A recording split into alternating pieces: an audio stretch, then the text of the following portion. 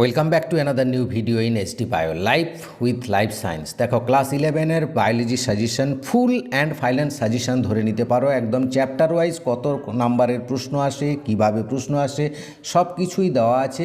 তাই কিন্তু তোমরা এটা ফুল সাজেশনটা ভালো করে যদি করে নাও, দেখবে প্রচুর প্রচুর কমন পাবে এবং 100% কিন্তু সাকসেস হবে। দেখো ইউনিট ওয়াইজ দেখো, প্রথম ইউনিট দেখো, যেটা হচ্ছে 2 মার্কের প্রশ্ন একটা আসবে, 3 মার্কের প্রশ্ন একটা আসবে, 5 মার্কের প্রশ্ন এখান থেকে আসবে না। তাই এখানে বড় প্রশ্ন তোমাকে করতে হবে না।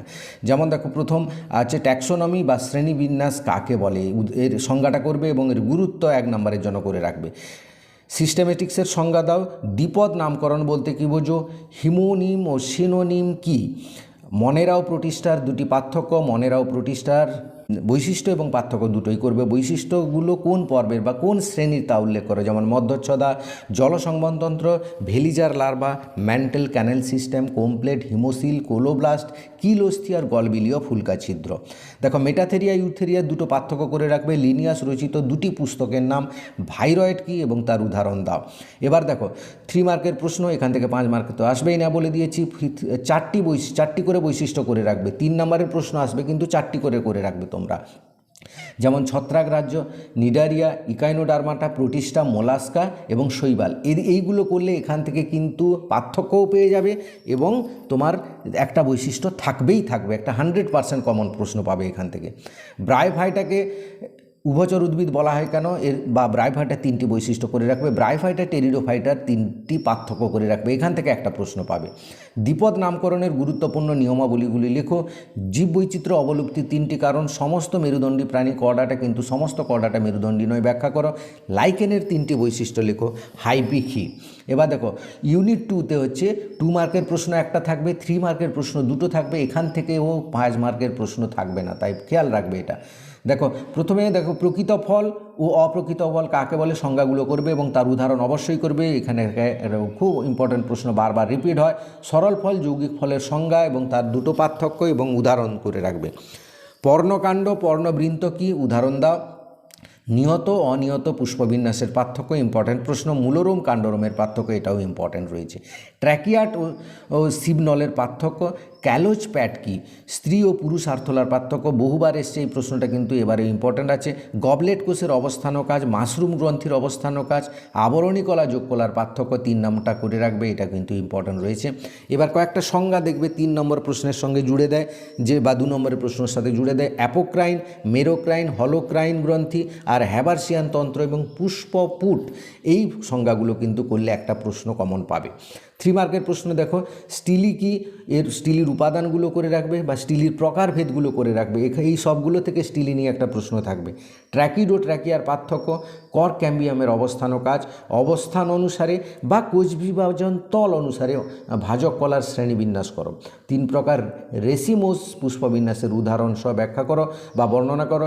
সরেক পেশির গঠন বর্ণনা করো। প্রাণীর বিভিন্ন প্রকার আবরণী কলার পার্থক্য, অবস্থান ও একটি করে কাজ লিখবে, যেমন কমপ্লেট, কঙ্গোব্লেট গ্রন্থি আর কোল্যাটারাল গ্রন্থি, স্পার্মাথিকা, ক্রপ, গিজার, হেপাটিক্সিকা। এটা আরশোলা থেকে কিন্তু এগুলো ভালো করে করবে।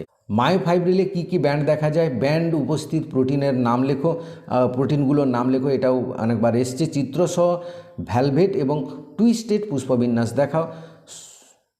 সমাঙ্ক ও বিষমপৃষ্ঠ পাতার অন্তর্গঠনের পার্থক্য 3 নম্বরের জন্য করে রাখবে। ইউনিট 3 থেকে দেখো, এখান থেকে 2 মার্কের প্রশ্ন একটা, 3 মার্কের প্রশ্ন দুটো থাকবে, 5 মার্কের প্রশ্ন একটা থাকবে। তাই এই ইউনিট থেকে কিন্তু 5 মার্কের প্রশ্ন ভালো করে করতে হবে। দেখো লাইসোজোমের বহুরূপতা বলতে কী বোঝো, মাইটোকন্ড্রিয়ার 2টি কাজ লেখো। মাইক্রোটিবিউলের 2টো গুরুত্ব লিখো। মাইটোকন্ড্রিয়ার যেহেতু গঠন পড়ে গেছে, এবারে কাজ পড়তে পারে। মাইটোকন্ড্রিয়ার 2টি কাজ বা গলগি বডির 2টি কাজ তোমরা করে রাখবে। আর গ্লাইকোক্যালিক্স কি, এর কাজ কি।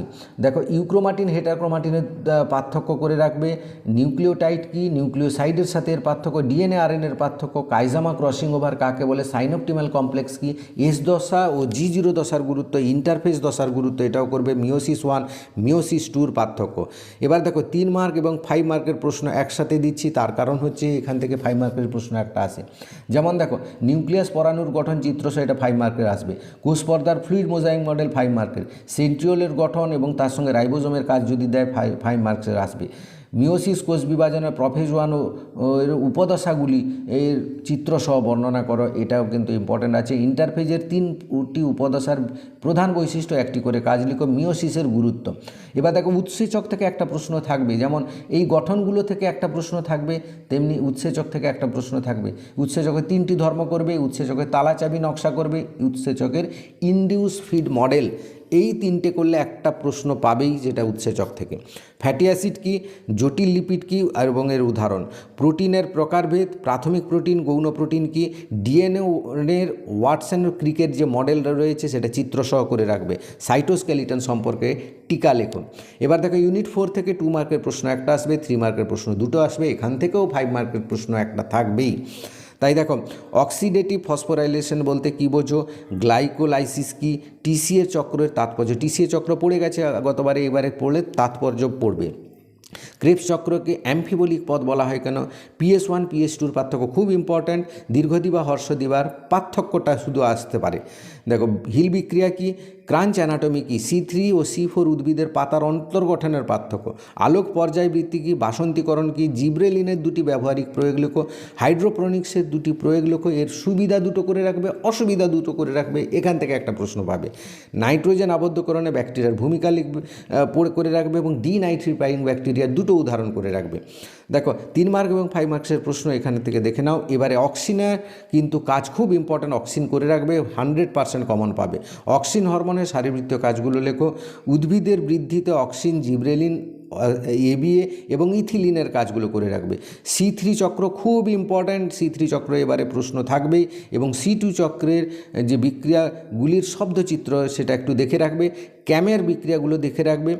অনাবর্তকার ফসফরিভবন প্রক্রিয়া বর্ণনা করো, অনাবর্তকার আবর্তকার ফসফরিভবন পার্থক্য, এটা 3 নম্বরের জন্য করে রাখবে।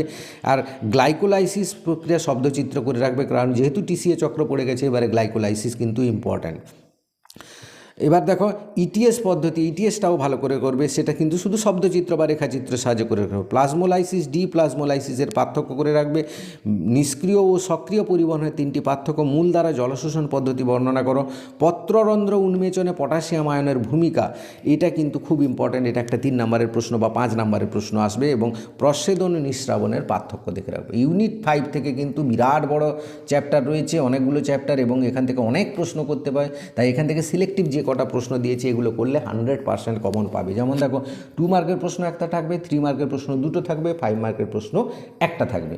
এবার দেখো 2 মার্কের প্রশ্নগুলো, পেরিস্টলসিস কি, এর গুরুত্ব, PCM PEM, কাইন, কাইল, কাইলোমাইক্রন, মাইসেলি, এই সংজ্ঞাগুলো থেকে একটা থাকবেই।